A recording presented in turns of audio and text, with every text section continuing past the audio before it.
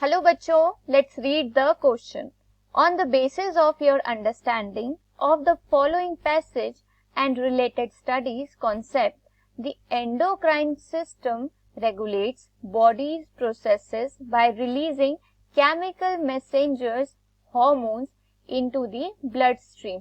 कि endocrine glands क्या है, हमारे बॉडी के प्रोसेसेस को रेगुलेट करती है बाय केमिकल मैसेंजर्स हार्मोन्स, और ये कहाँ रिलीज होते हैं? ब्लड स्ट्रीम में.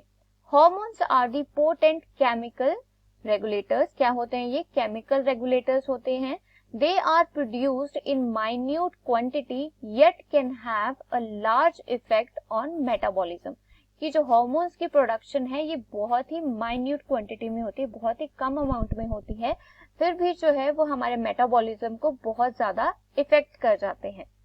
Endocrine system comprises endocrine cells organised into endocrine glands and the hormones they produce.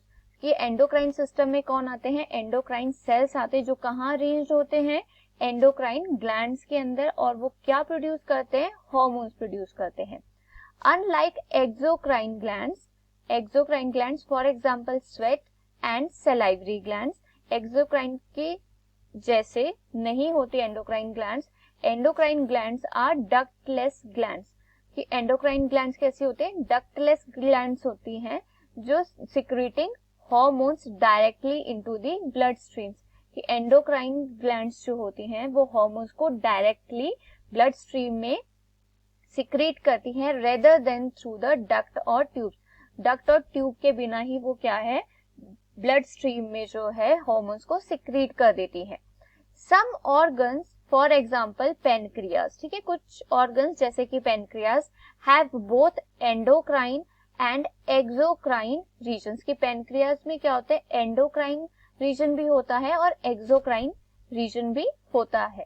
But these are structurally and functionally distinct. लेकिन जो ये दोनों ही रीजन्स होते हैं, एंडोक्राइन एंड एक्सोक्राइन रीजन, ये स्ट्रक्चरली और फंक्शनली दोनों ही डिफरेंट होते हैं. On the basis of hormonal control and the role of negative feedback, the mechanism is regulating hormone levels are described below. यहाँ पर जो है हमें एक फ्लो चार्ट दिया हुआ है, फीडबैक मैकेनिज्म दिया है हार्मोनल फ्लो का. सो इंसुलिन सिक्रीशन से क्या होता है कि it lowers the blood glucose level. जब हमारे बॉडी में ब्लड ग्लूकोज लेवल ज्यादा हो जाता है तो इंसुलिन सिक्रीट होता है और ग्लूकोज को कन्वर्ट कर देता है ग्लाइकोजन में. लेकिन जब हमारे ग्लूकोज लेवल कम हो जाता है ब्लड में, at that time glucagon hormone is release. Glucagon hormone क्या करता है? It increases the blood sugar level और blood glucose level by converting glycogen into the glucose. Why is the spread of hormonal responses are slower. कि जो hormonal responses होते हैं वो slow क्यों होते हैं? तो इस क्वेश्चन के लिए की कॉन्सेप्ट है हार्मोनल रिस्पॉन्स. सो हार्मोन्स कौन सिक्रेट करता है? Hormones are secreted by endocrine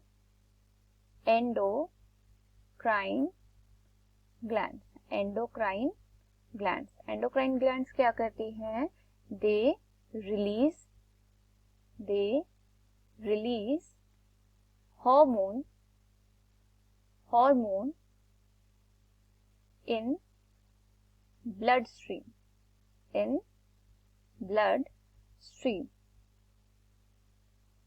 blood stream hormone क्या करता है? Hormone passes the circulatory system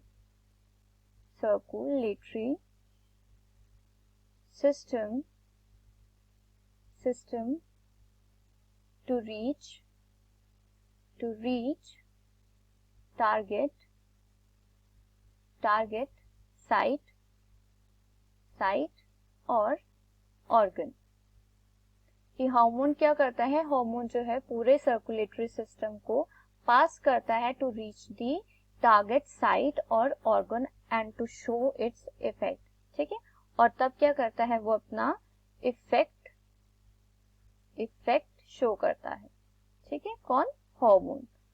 सो इस केस में क्या है कि जब एंडोक्राइन ग्लैंड्स जो है हार्मोन रिलीज करती है, they releases it into the blood stream, और ब्लड स्ट्रीम में ट्रैवल करने की वजह से जो हार्मोन है उसको पूरा सर्कुलेटरी सिस्टम पास करने के बाद टारगेट साइट तक वो पहुंचता है और तब अपना इफेक्ट शो करता है। अगर हम इसका कंपैरिजन करें न्यूरल रिस्पॉन्स के साथ, neural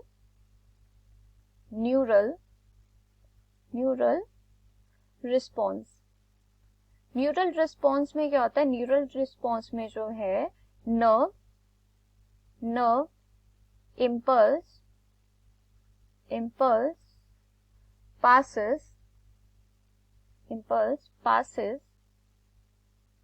passes quickly.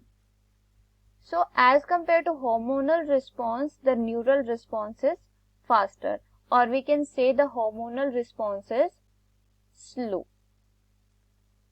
I hope you understood it well. Best of luck. Thank you.